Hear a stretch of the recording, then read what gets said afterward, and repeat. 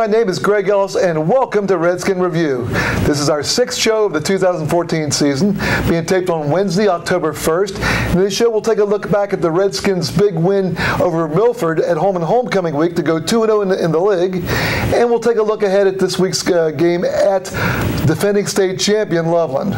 With me tonight is, as always, my partner Dan Albers, and tonight with us, instead of Coach Jeff Geeson, we've got two assistant coaches, Daniel Rod and Brian Pitzer. Guys, thanks for sitting in with us. We appreciate it.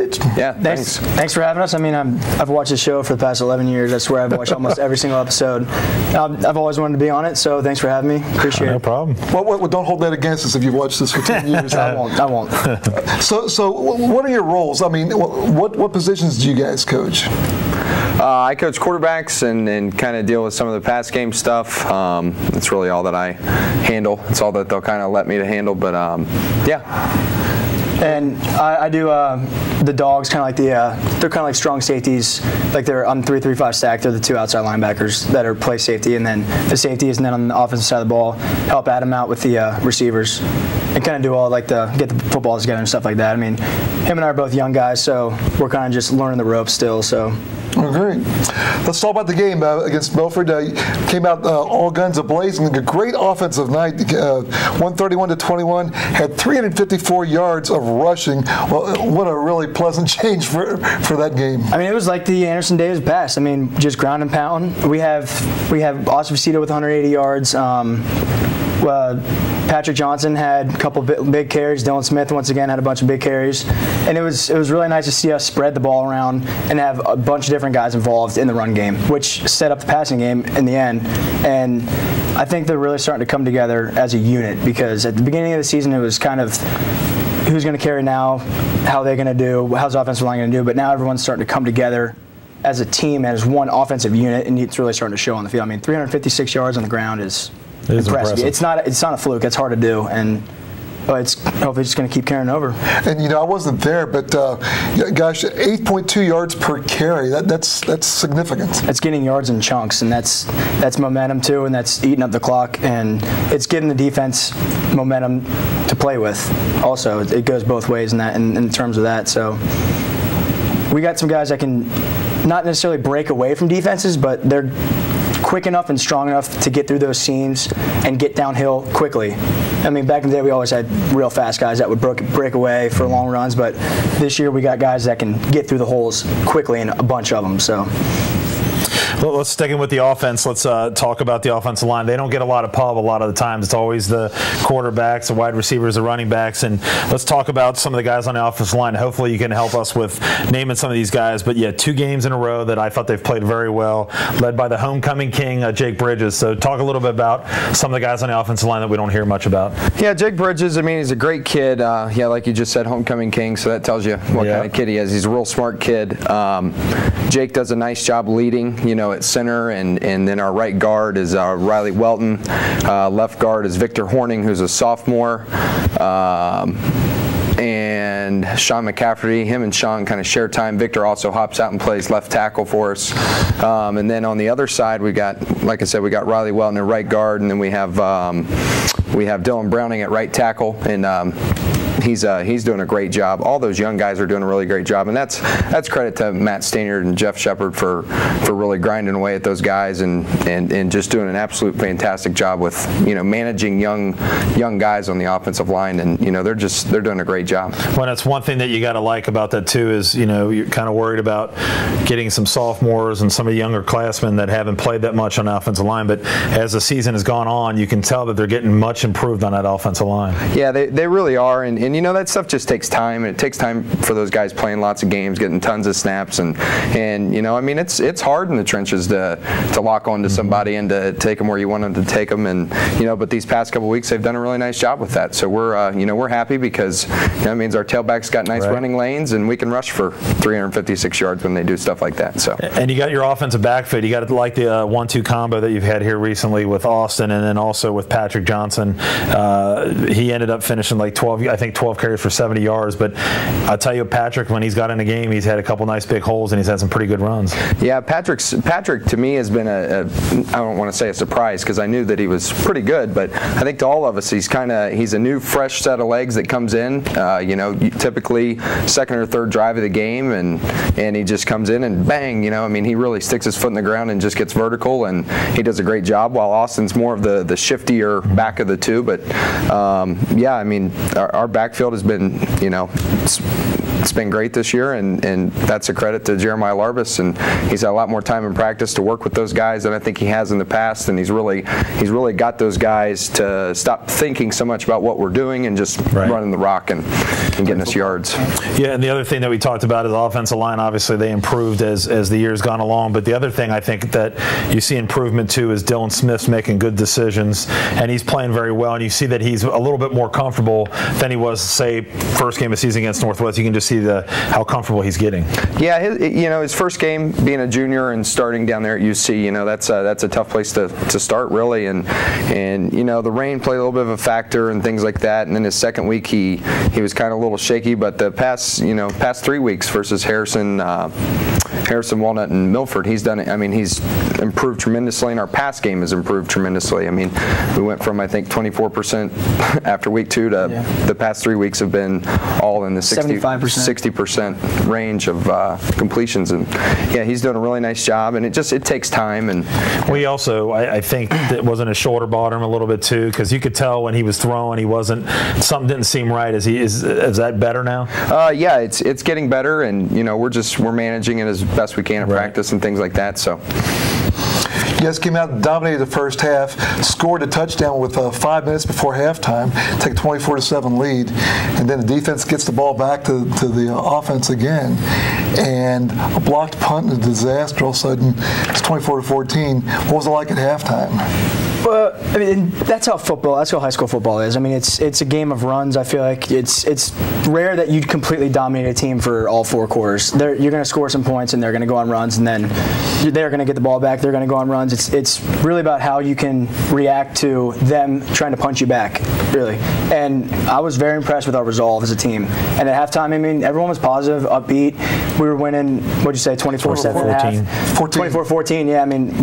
We knew we could do stuff on them. We could run the ball on them. We knew defensively we could stop them as best we could, and we just wanted to keep doing that. We told our guys that, they're going to come out, they get the ball at half, they're going to come out hard, they're going to try and punch you in the mouth again, because they know that this is a big possession for them to start off. And the block punt was tough because they got the ball back in our territory. Mm-hmm. And to be able to come back, and I remember it was 24-21, I think, at one point. They got the second half kickoff and scored right away, and all of a sudden it's a 3-point game. Then I think we went 3 and out also, and they got the ball back. And we opening kickoff. We kicked off to them in the second half. They went right down and scored. Yeah. And then I think we went 3 and out when we got the ball back after that. So it was kind of on our heels. I remember we got the ball back 24-21. Austin Faceto broke a long run, and after that it was kind of like you could feel the tide turning back to us, because they had the momentum up to that point, and then 24-21 Austin broke a long run down there. We ended up punching it in, and this team, they just don't understand the concept of pressure. I feel like they're very tough. They're very hard-nosed. A lot of them just love to play the game of football, and that shows when Milford could have easily taken that game from us, and they just gritted their teeth and just refused to let go. The defense came up big, stopping Milford. We talked early before we came on about 2 huge plays that were 4th down. One was 4th and inches, and really, when the game when they needed a big play to happen, it really came through. And I think that was the difference in the game, because you needed something to happen big time with the momentum swing, and the defense came up huge for you. Yeah, they really did, and that makes us offensive guys really happy when stuff like that happens.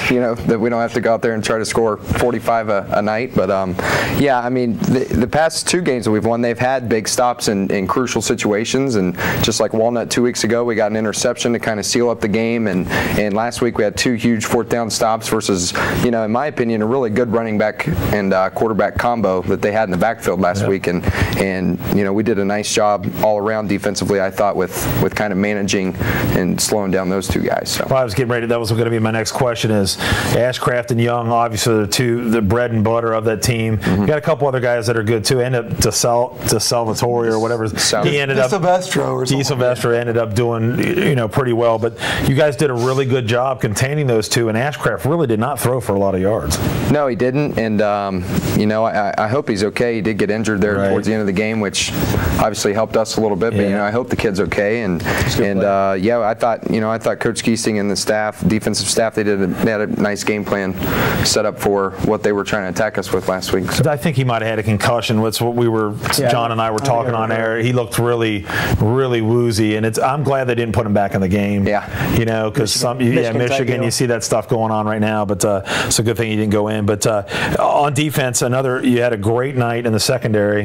You had Frankie Jones, Trevor Porta, and Drew Bard all had interceptions, and they came up at sometimes. I know the second string quarterback in there, but it doesn't matter. You come up with an interception, that's huge. Right. Yeah, that was. I mean, those two plays right there, right at the end of the game, really kind of helped secure us, the lead and kind of locking down the game for the rest of the night. And that's anytime you can get 3 interceptions. Like I said, makes offense a whole lot happier and at ease to say, okay, they got our backs. So.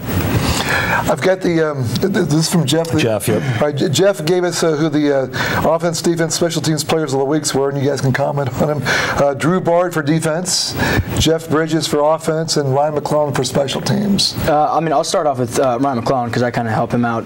He has potential to be a Division I kicker. I feel like his talent level, and this is the first time he's been playing this year. Like last year, he hurt something with his leg. I'm not really sure what it was, but he ended up not being able to play last year. And in practice, he's kicking 47-yarders and kicking the ball in the end zone, but he just doesn't have that confidence yet in the games. And for the first time all season, we saw last week, and it was so refreshing to see because that kid could be a stud. And he had that first field goal to start off the game. How far was that? Like 37. 37. I mean, from the left hash, it's not an easy field especially for a lefty. And he kicked it right through the uprights. And after he kicked that, I could tell he was locked in. All of his extra points were right down the middle. His kickoffs were money. I mean, he finally kicked one deep. I was going to ask you about that. Right on the 1 yard line. That was crazy. I've seen him. I've seen him kick, and I think he's got a pretty strong foot. I'm just curious why don't we? And I'm not a coach, so I'm not. Why doesn't he kick deep more? I know you guys do the little squib, and you try. And I know you had to do that for Northwest and certain schools that have guys that can run back. I mean, boot in the end zone and don't let them run it back. That's the way I think about it. Right. I think it's just kind of situational week to week. It depends on how strong of their, how fast, how shifty those returners are, and I don't know if it's really a kicker thing or if it's more of a return thing that we're more afraid of. And if you start to look at the numbers, if we would kick it off when we get it down the 5, they're probably going to return it out to the 25. So then when we squib it, we typically get it around the 30 or 35. So we'll take that 10 yards instead of giving up 6 points like we did earlier on in the year. Right. And like I said, it's a situational thing with Ryan each week, and with what we're trying to attack them with and what they're giving us. And so nice to have good kickers. Yeah. Oh yeah. It's really nice. It's really important. It's a luxury. Yeah. It really is, and you don't appreciate it when you have it. Well, you know it. Yeah. You had that when you were playing. You never had to think about it. It just did it. It just happened. It's very nice. Drew Bard, defensive player of the week. Defense. Yeah, I mean, he's bad. He hurt his hand early in the week, I guess. Was that this week or last week? Yeah, he split his. What happened? He got hit with a football, and it hit the tip of the football hit him while he was trying to knock a ball down, and split his finger down the middle. Oh, it was like a really deep paper cut, and he had to get stitches, but he played through it, and he actually picked that pass off with one arm, one hand. That is cool. And that's just a testament to what kind of kid he is. I mean, he's a really, really tough, hard-nosed kid, and you never have to question his effort and his intensity and his passion because he brings it every day to practice, every day of the game, and it pays off when he gets a big pick like that because, like he said, that was the game. That sealed the game for us, really. And Jeff Bridges, we talked about him before. Jeff or Jake? Jake Bridges. Jeff Bridges is not. Yeah. That's his nickname. Yeah. Jake Bridges, once again, it must be Jake Bridges week because, homecoming king and then player of the week on offense. He does a really nice job, like I said. He's just a great kid overall and does what he's told. And, he had some, obviously, run the ball for 356 yards. It kind of starts right up there with him. So, but yeah, he had a great game. Good. Was there any injuries from this game? Anybody get hurt that might be affected this week? I'm a little sore, but I think that's I don't Your think throat? so. No, I think we came out pretty healthy, actually. So Good. The freshmen and JV teams, you guys know how they did this week? JV, we lost 14-0 at Milford. And then freshmen, what was the final? 14-7. Freshman lost as well. Freshmen lost 14-7. 14-7, I think. Yeah. Milford's got some big classes coming up, some good kids. So how do those teams progress? And you guys get a chance to watch their games? I mean, I coach for the JV also. It's difficult for us right now because we only have so many guys on the varsity roster, and a lot of those young guys are playing.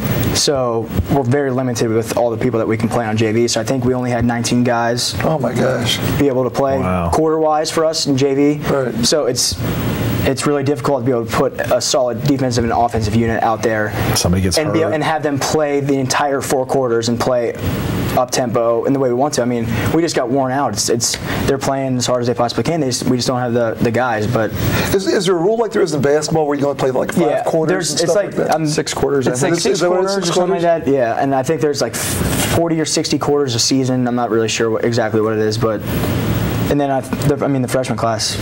They got some good guys. Yeah, they do. They have like 31. How many players? Yeah, I think they got around 30-something kids, and they've got really nice size offensive linemen. I thought they were like in the 40s. They could. Did they get a bunch of guys get hurt or something? I think their total number is 36. Oh, is it? It's like okay. It's mid to upper 30s, but I mean that's almost look as big as our varsity team, and they got the big boys coming up. They got some beefy boys, and some good athletes. They're tough, hard-nosed kids too. I mean, Coach Melterbrink and that staff has done a really good job getting them ready for varsity level. All right, let's get into this week's game. It's a tough task for the Redskins as they're going to play the defending Division II state champs in Loveland. And Loveland struggled a little bit this year, but still Loveland is a very good football team. Yeah, they are. I know they've lost some games. I don't know how much they're struggling besides not having Nate Schlegel, which once again he's a heck of a running back, and you hate to see a kid like him get hurt. But yeah, they're a really good team. They're kind of based out of a 4-man front. Their defense is pretty. I'd say they're pretty aggressive. We're going to try to take advantage of that with some things this week. And their secondary might be the weaker of their defensive side of the ball. And overall, their offense is what kind of keeps them trucking along with Luke Waddell and Giovanni Ritchie out at wide receiver, and the quarterback Drew Plitt, who are all three really of the starters last year on the state championship team. Really, really good players. So, and I think they're getting there with their offensive line and trying to develop those guys, and they're probably in about the same boat that we are. That you lose some guys as seniors on the offensive line, and now you got to replace them with sophomores and juniors. So, but they're a really good team, and I think as long as we come out and we just play fast and physical from the start of the game, it's really anybody's game this week. Well, we obviously know that they run the wing T. Defensively, what do they run defensively? They're 4-man front, based out of a 4-man front, and then they'll move into some different packages, some 5-man fronts, and sometimes they'll blitz a lot. Sometimes they'll bring up all the backers, 6 guys, and just send the house. And so like I said, we're gonna try to take advantage of some of those things that they do. We always give ask Coach the keys to the game, and obviously every week it's turnovers is the big thing. But today, I would think that this week is staying with your assignments on defense, because the wing T is a very hard. It's hard to simulate that in practice. So I'd imagine staying in your assignments is another big thing on defense. Yeah, it is. And Coach Keesing and the defensive staff, I think they do an absolute fantastic job of when we play teams like the wing T of just staying rules based, and linebackers, you take the dive guy, and then you take the quarterback, and you take the pitch, and our defensive staff does a great job of preaching those rules all those weeks. And I remember last year we had a really great defensive game plan for us, and it helped us out up until about the 4th quarter when they finally got loose and took off. Yeah, it was a good game. I mean, I remember we were going down to score, and it would have been even a lot closer. And we had a penalty called. It got called back. Yeah. And then I think Slagle lost one for 70 yards. They had a couple long runs like back to back. I mean, I remember they scored like 21 points in a matter of like 5 minutes. Yep. Well, Loveland put up 243 yards rushing last week, and that was without Slagle. Did he get hurt last week? He's been out for a week. Yeah, he's been out a couple weeks. Since the Glen Estee game, he got hurt. So the sophomore Waddell is really piling them up. He's a water bug. I mean, he's just a little shifty guy. He's very good at keeping his feet moving through contact and using his size, because I mean he's only like 5'8" or something, but he's a very intelligent runner too. I mean, you can tell watching him on film. He hits gaps, but he also runs behind his blockers very well. He hides himself. He uses his skills to his advantage, and it's not just him. They got another kid, number 30. I can't remember his name. He's been eating up some yards too, kind of filling in for Slagle, and they've been throwing the ball a lot more too. That Richie kid, he's what, 6'5"? Yeah, he's like 6'3", 6'4". And they go out of shotgun a lot more than they used to. Because I mean, Loveland teams the past year used to just see him in the under center. Right. Traditional wing team, they go shotgun a lot more down too. But their offensive line's where it all starts. And I know they lost a couple guys from last year, but they got two big guys on the outside. Lever, I know he's committed to Miami. Somewhere? I think to Miami. They got another 6'4", 6'5" kid that he's a junior. He's getting looks from Max schools still. Right. And they're just always solid up front. And I think it was tough for them at first to make that transition from last year, because I know they lost 2 or 3 big kids from last year. And you can tell from the past couple games that they're starting to figure it out a little bit. So it's going to be a challenge for us up front. And I think that's one of the biggest keys on defense for us, is to win the battle up front. We'll go ahead and wrap it up here. Before we do, I got to ask Daniel something. Absolutely. You said you've watched our shows here. How many times have you watched me and Danny scream when you scored the most famous touchdown in Anderson history? I'll tell you what. I mean, I try not to watch any of that stuff after the season, because I wanted to trick myself into thinking that it was actually happening, because that was kind of our big key. But I mean, I'm still at a loss for words for that whole thing, but I'm glad everyone got to enjoy it, because I remember I blacked out. I don't remember. I'll tell you what. We about blacked out watching it. My mom actually, bless her heart, passed out. I'm pretty sure. Yeah, it's that game. So there was a lot for of guys like us, John and I, that played back in the day when we were absolutely horrible. To sit there and watch something like that happen is just like the most incredible thing that you can ever imagine for guys like us. I mean, we used to get brutalized, by Cole Rains and Mount Healthy's and Oak Hills, and to see that is just a very special, thing for us, and to actually be there to say I was calling a state championship high school game and it was my high school is pretty special too. And I think that's why it meant so much to me, because I've been around the program since 2000, and I know all of you guys, and I've seen how many people have come through this program, and I know how much it means to everybody. And it was kind of for all of it, for the entire program and the community to win something like that. And I know it wasn't just for us, and I think that's why we were able to accomplish what we could, because we understood that concept. We understood how many people were watching us and how many people it meant a lot to. So it kind of gave us that little extra edge to get through situations like that. And with you, Brian, is that you're coming on board, and we kind of do this Anderson Alumni Association, and Brian's helped out by bringing some of his brothers and everybody to come golf, and just that whole thing that's coming together with. I mean, it's slowly getting there, but our Alumni Association is really, really growing, and it's to guys like you too that are not from Anderson, but you coach Anderson, and you have a tie-in obviously with Vince, because Vince coached you, and I actually called a couple of your games when you played at Mount St. Joe, too. Yeah, you did. So, hopefully not the Defiance game. Yeah, hopefully not that Defiance game. That was a bad one. But I think 3 pick sixes or something like that. Wasn't very good. We had really good tailbacks. I think this guy did too. Very, very good. But no, it's I tell you what, coming from a high school in an area where it's more of a basketball town and things like that, to down here, and then like I said, how I've gotten here is a really cool story, but we'll save that for later.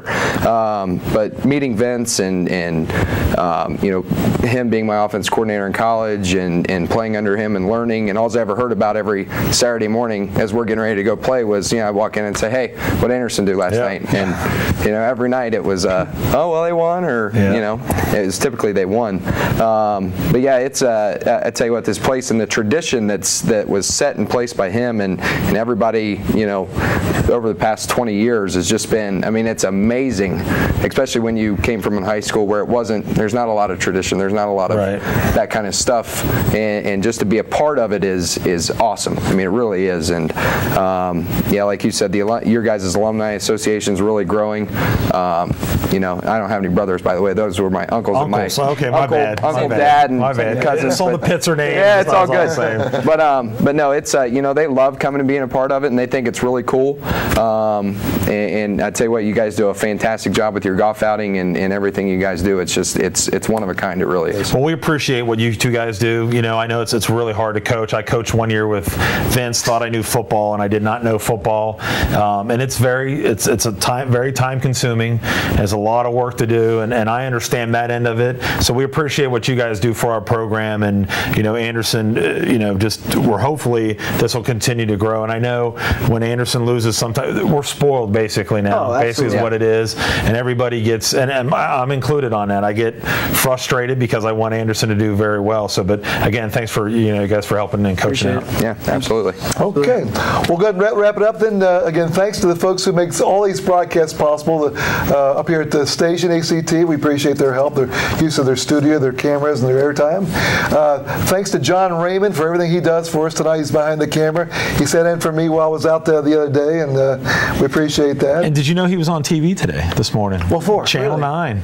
Channel 9, Channel 19. So that's why it looks so good. We're with Bob. We're with John Raymond with Bob Summerall Tire is going to give us the skinny on what to do for winterizing your car. Oh, is that right? Wow. How about that? He's a Hall of Famer, man. I'm telling you. He is famous. He's the famer. The famer.